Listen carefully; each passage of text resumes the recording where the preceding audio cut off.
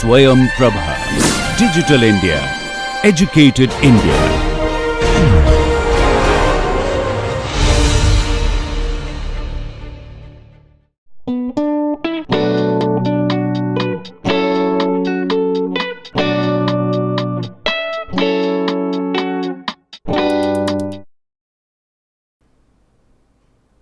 Hello, in the past few lectures we have been looking at kinematics. Starting with this lecture today, we are going to start on particle kinetics. To give you an overview of what we are going to discuss in this lecture, we are going to introduce Newton's laws of motion, we are going to discuss what follows from these laws, the equation of motion, and we are going to look at some applications through some examples.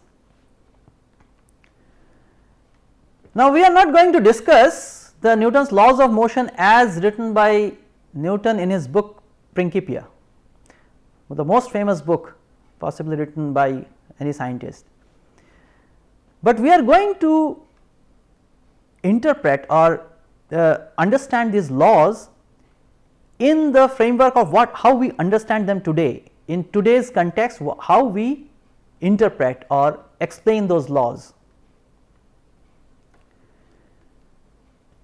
The first law says that a particle persists to be in a state of rest or uniform rectilinear motion unless acted upon by an external force. Now, Newton's first law, the word force is not present, it is called agent or action, but here in the present context in modern science or modern physics, we understand this law in terms of absence of force or a particle motion in absence of any external force. Now, this law defines what is called an inertial frame. The first law defines an inertial frame. This is a very important starting point for kinetics. If I show you a video in which you see some object kept on a table, and suddenly in the video you are seeing that the object starts moving, and there is no trickery, the object is really moving, not by somebody pulling an invisible string or some magnetic force, no, it is moving. What will be your conclusion? That the particle is moving without force? Then it defies the first law, then that frame cannot be an inertial frame. Now, how can this happen? Suppose this camera is mounted on a moving coach, a railway coach let us say, and the train was moving at a constant speed. Suddenly there is a braking, a tremendous braking. What will happen? All the objects will start shifting towards the direction of the motion of the train, or opposite to the direction of acceleration. When it is braking, the acceleration is towards the reverse, backwards. Therefore, the objects move in the direction opposite to that acceleration, or what is called deceleration, right. Therefore, an accelerating frame is a non-inertial frame. Newton's laws cannot be, in the form that we are going to present, cannot be applied to objects in a non-inertial frame. We have also seen that a rotating frame is a non-inertial frame. So, accelerating frame, rotating frame, you cannot directly apply Newton's laws. The first law forbids. So, you must use an inertial frame to represent all rates, then of course you can do, and we are going to demonstrate that. So, the first law is a very important law which defines what is an inertial frame. The second law is actually the useful, the working equation of motion, which gives us the equation of motion of a particle. the rate of change of momentum of particle. Now, in Newton's law in Principia, I mean the momentum is not there. So, but in the present day context we will talk about rate of change of momentum of a particle. The rate of change of momentum of a particle is equal to the net external force acting upon it. This defines the kinetics of motion. This is something like a constitutive relation between force and motion. I will talk more about it as we proceed. So, this law gives us the working equation for and allows us to develop the equation of motion, what is known as the equation of motion of a particle. The third law, which says to every action, now this is action, Newton used action in place of force. Every action there is an equal and opposite reaction. This leads us to the concept of the free body diagram. Of course, this law, the third law, also has implications for momentum conservation that we will see later on, but this law is very useful in understanding or developing what is known as free body diagram of a body which is of a system which is composed of multiple bodies. Therefore, the third law leads us to the concept of free body diagram, which is very important in Newtonian mechanics. Thus, these three laws are a complete recipe for deriving the equations of motion or studying dynamics of a particle. This is a complete recipe. It gives you the frame of reference, it gives you the equation of motion, and it allows you to develop these equations of motion particle wise. Suppose the system is composed of multiple particles, what allows us to cut connections and draw free body diagrams, so that we can finally write the equations of motion. So, that is given by the third law. Now, kinetics, when we discuss of kinetics, therefore, it must have these four, I mean these laws in every respect, these laws must be taken care of. Choice of coordinate system. First of all, I mean the first thing that we do in any study of mechanics is fix up a coordinate frame. Most of the time the coordinate frame is for geometrical convenience. Otherwise, every problem can be solved theoretically, every problem can be solved in, let us say, a Cartesian coordinate frame. Equations might look very difficult, but that is not an issue, you can solve it. So, if a particle is moving on a circular path, we will use polar coordinates, but that is because it is convenient to use. You can always do it in Cartesian coordinates. So, we have a choice of coordinates.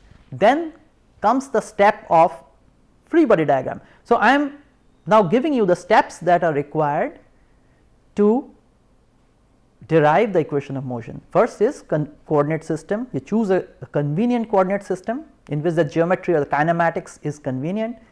Then you draw the free body diagrams, isolate the particles. If this is a system of multiple particles, isolate the particles and use the Newton's third law to draw the free body diagram. Develop the kinematics. This was the step we were discussing in the previous lectures. So, basically represent the acceleration as seen by an inertial observer in terms of any frame that you might have chosen to solve the problem in. This part is actually the trickiest, the most difficult part. Kinematics is the most difficult part. Actually, kinetics is usually a very straightforward step. Develop the kinematics of the particle or the particles, then write down the equation of motion using second law for each particle, and then you need to combine.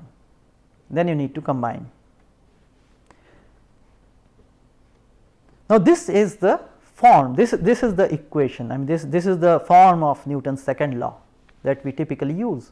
Rate of change of momentum, time rate of change of momentum is force. The left hand side of this equation, the origin of the left hand side of this equation is purely kinematic. it involves geometry. The right hand side of this equation, of this law, is kinetic in nature, that is, it involves force. Thus, Newton's second law is kind of a constitutive model or constitutive relation for dynamics of a particle. Just like you have Hooke's law, what does it relate? It relates stress and strain.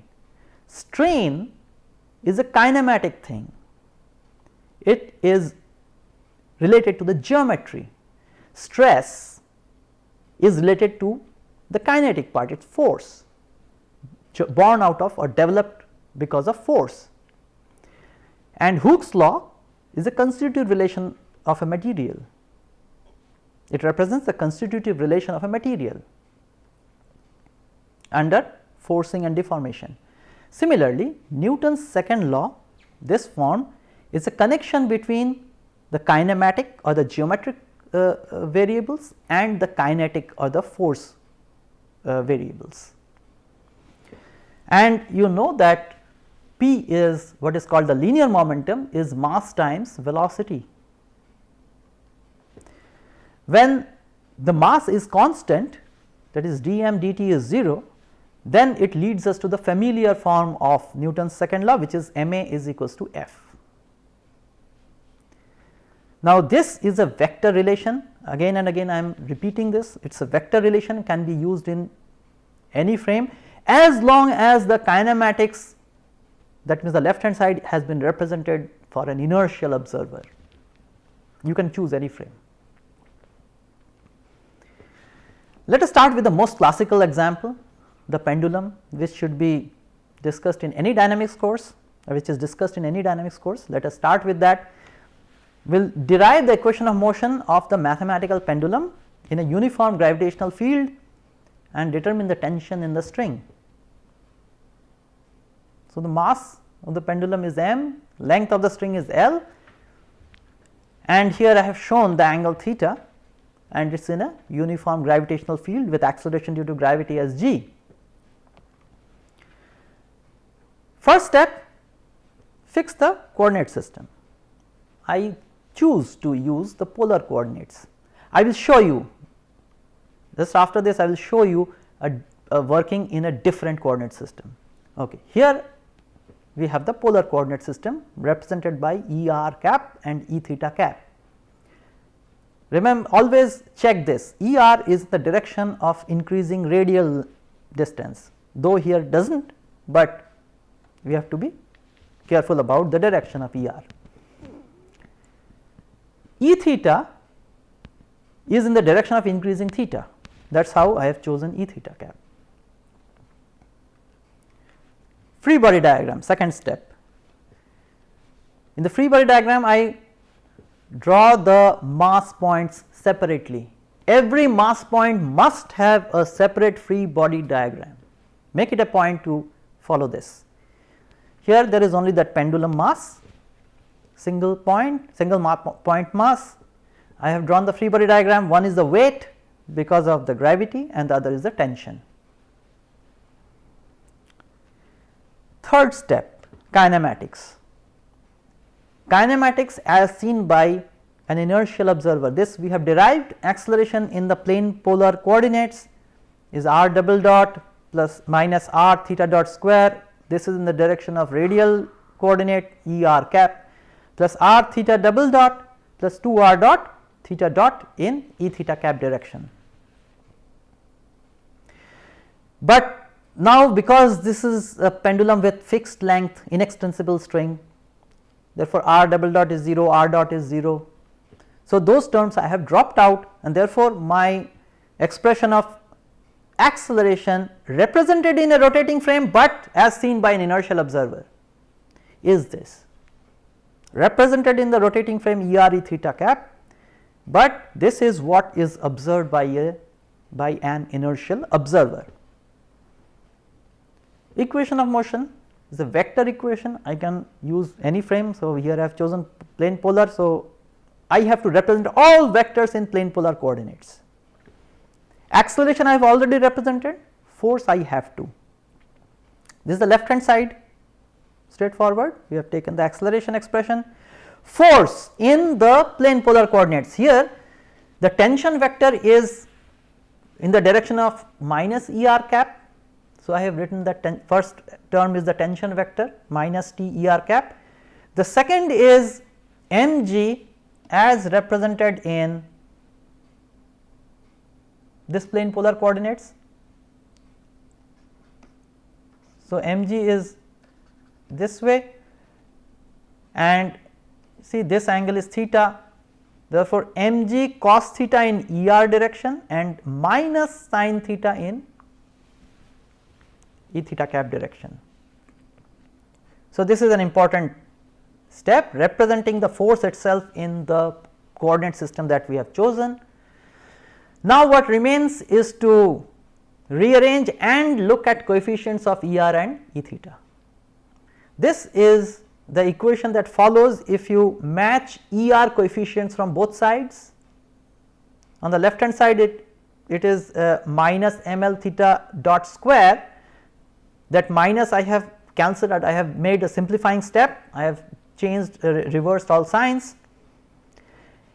The second equation follows from E theta, therefore, this is from ER cap and the second equation is from E theta cap.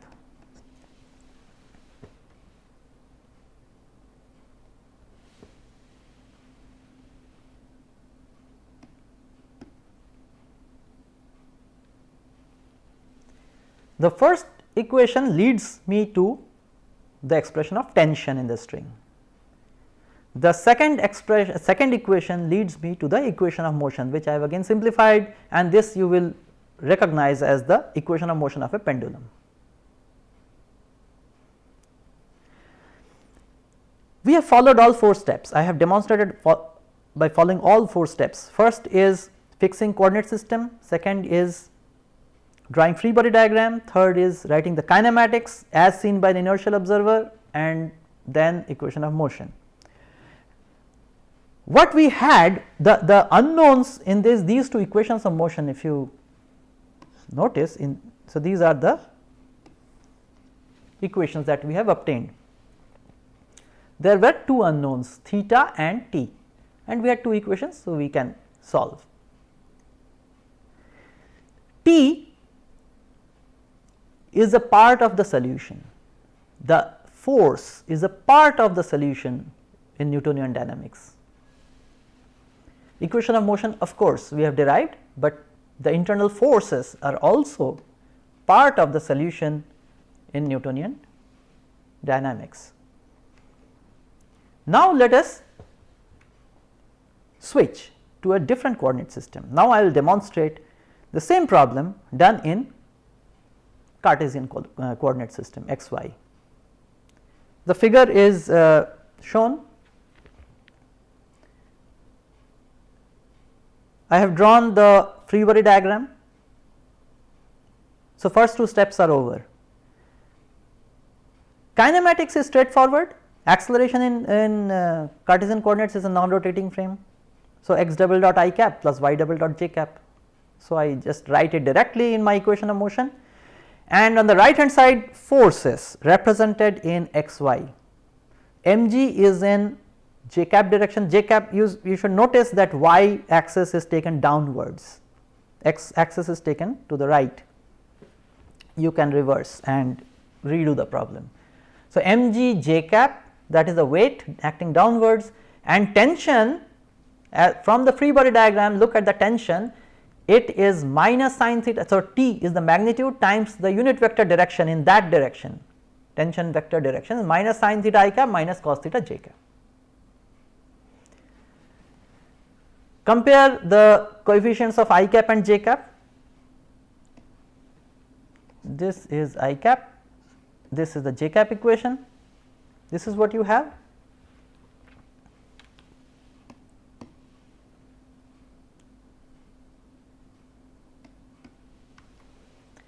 From the first equation, I write x double dot as minus t by m x by L.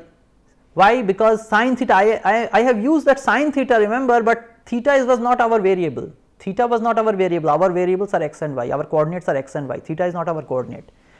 Therefore, I must replace that sin theta with in terms of x and y, sin theta and cos theta. So, sin theta is x by L, that you can see very easily.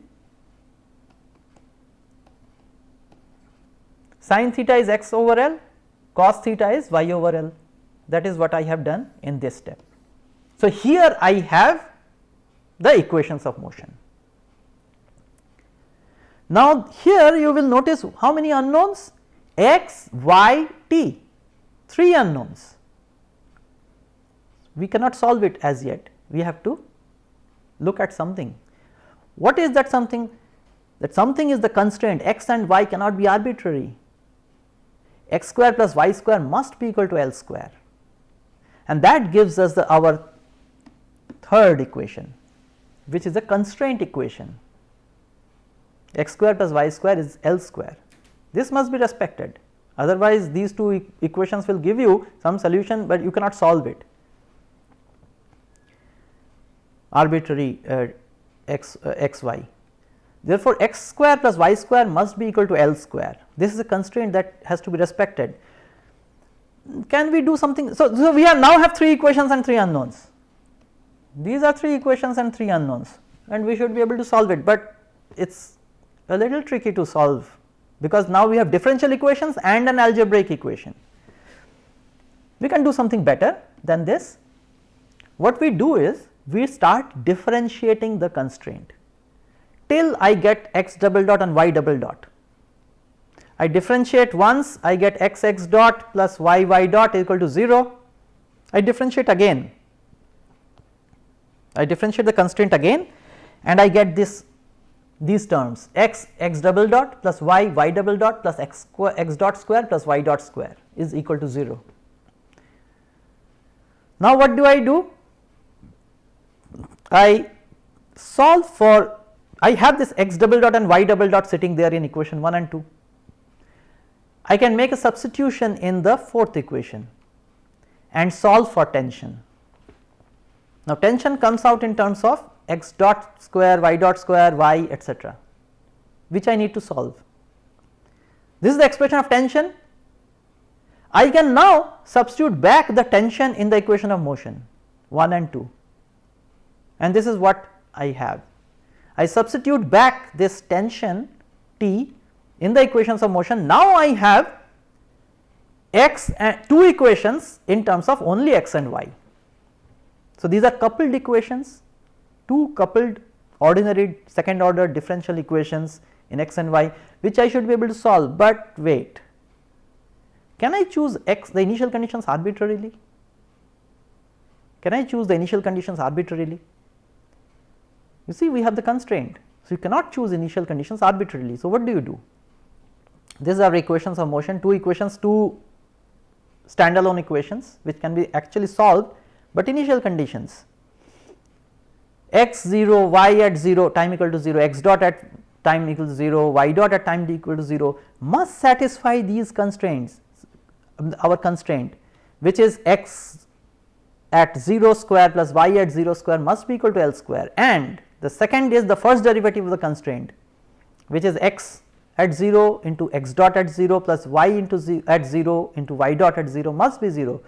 Acceleration has already been taken care of. We have found t by eliminating x double dot and y double dot in double derivative of the constraint. Therefore, the double derivative will be satisfied by the equation of motion. Only thing, the 0th order derivative and 1st order derivative, they must satisfy these 2 conditions. Now, our choice is like this. We have 2 second order differential equations, 2 second order differential equations.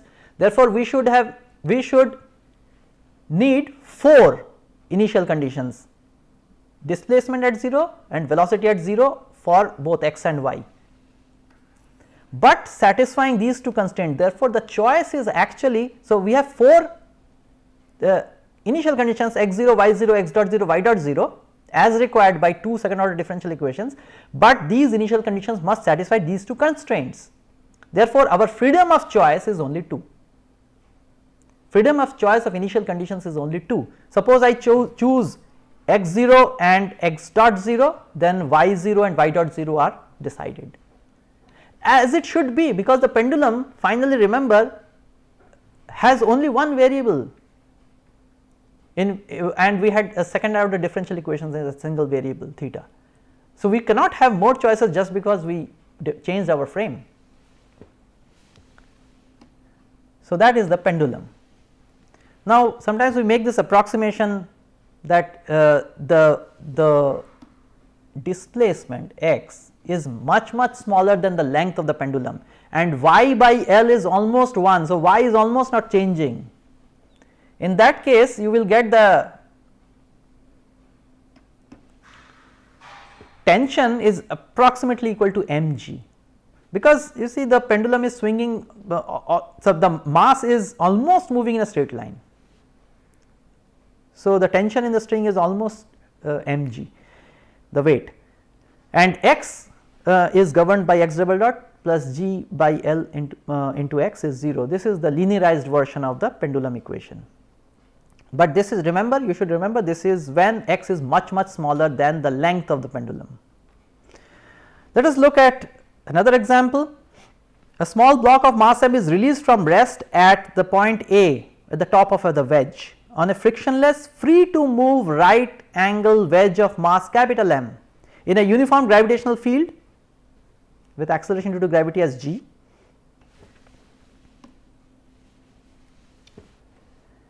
Calculate the time taken by the block to slide down the hypotenuse of length L. So, hypotenuse of this wedge is of length L. The question is to find out the time taken by this small block to slide down from A to B. Now, this wedge, remember, can also move frictionlessly on the horizontal surface.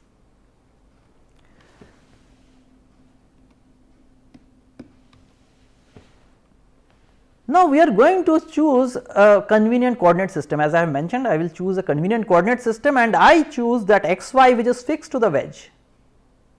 Wedge can move, wedge can accelerate. So, this x y is a non-inertial reference frame, but I must represent therefore everything as seen by an inertial observer, but using the coordinate the frame directions x y as shown. Now, there is a reason why I choose this x y frame x along the hypotenuse, because I have the length of travel along that x axis that will remain the same, and that will be very convenient. If I choose an x y which is fixed to the ground, you see this hypotenuse is moving on the ground, therefore, it will be difficult to track the particle. It can be done though, but to simplify for geometrical our convenience, I have taken that x y fixed to the wedge and origin at A, the point of start.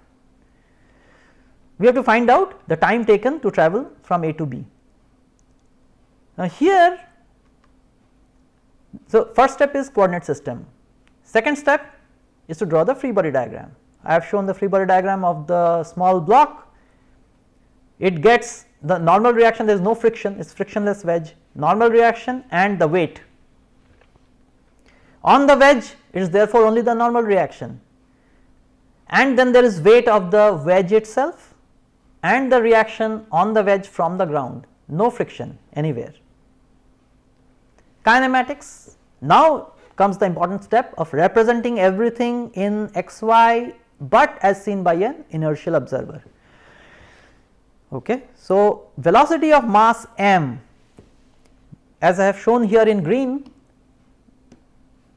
velocity of that wedge capital M is the magnitude V m times the unit vector direction represented in small x y. So, which is cos alpha I cap plus sin alpha j cap.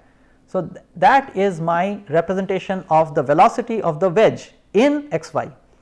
Velocity of the small mass is velocity of capital mass plus velocity of small mass with respect to capital mass. This we have seen, and this relative velocity v of small mass with respect to the capital mass capital M. So, velocity of the block with respect to the velocity of the wedge is very straightforward, it is v along x axis direction. So, v I cap, this is the relative velocity v I cap, that is why I mean this frame is so useful or easy to use, very convenient. So, relative velocity has become very simple, v I cap. Now,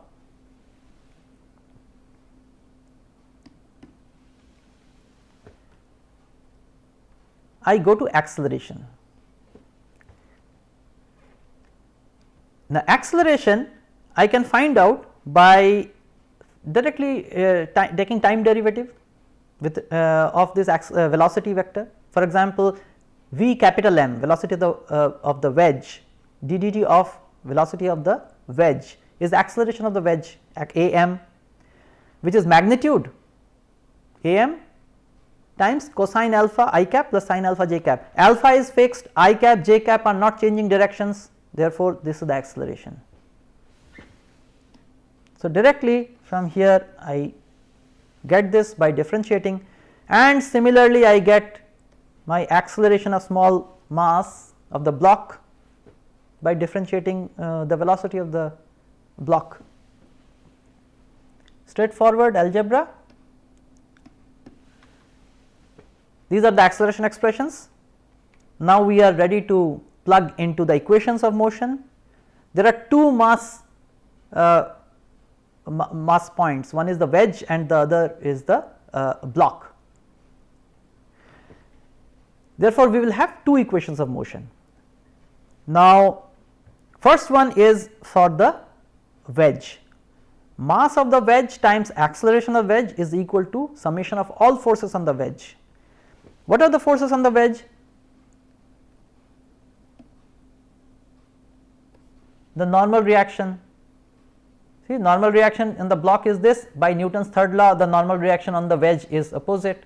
So, this normal reaction, and it is in the direction of minus j cap. So, minus n j cap, and then there are these two forces acting on the wedge, mg minus r in the vertical direction, which I have represented in x y frame. So, this is the equation of motion of the wedge. The equation of motion of the block, mass of the block times acceleration of the block, now all forces on the block, normal reaction in j cap direction and the weight in the vertically downwards direction. So, these are the equation of motion. I have removed the clutter, I have written only the acceleration expressions and the equations of motion that we have just now written out. Now, we have to solve, these are two vector equations, therefore, 4 scalar equations, and we have the motion of the wedge as an unknown, motion of the wedge, motion of the block as a second unknown, the reaction force R on the wedge from the ground as the third unknown, and N, which is the normal reaction between the wedge and the block, as the fourth unknown. So, 4 scalar equations, 4 unknowns I should be able to solve. The way I do it is to simplify things. What I do is I take dot product the first equation with cos alpha I cap plus sin alpha j cap. Why does it help? Because here there is an orthogonal vector sitting, right. So, if I take dot product the first equation with this unit vector, this mg minus r, this term drops out completely. So, immediately I have this. On the left hand side I have mass of the wedge times acceleration of the wedge, and this is here. When I take dot product with this vector, it is 1, it is the same vector actually. Therefore, I have the scalar acceleration of the wedge, mass times acceleration of wedge is minus n times sin alpha. So, I can solve for n, capital N, in terms of acceleration of the wedge, and then I plug in these expressions in the second equation, second vector equation, and I look at various components. For example, a j component. If I look at the j component, I will immediately have. So, these are straightforward algebraic steps, and you can choose to do it in your own way, how you want to solve. This gives me acceleration of the wedge in terms of the mass of the block, acceleration due to gravity. This is the wedge angle alpha, mass of the wedge, mass of the block, etc. So, completely known. Therefore, I have found out the acceleration of the wedge, and then from the equation, I cap equation, looking at I cap equation on both sides of this, I will get the acceleration of the block. Now, remember, this acceleration A of the block is in that xy frame.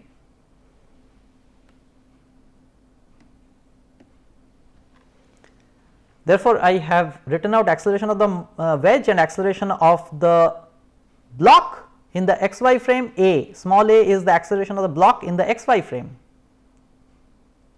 So, it is a relative acceleration. I can integrate this. It starts from 0 and distance travelled is L, this, and this acceleration you will find is constant. Therefore, this is our formula, and therefore, the time taken is straightforward,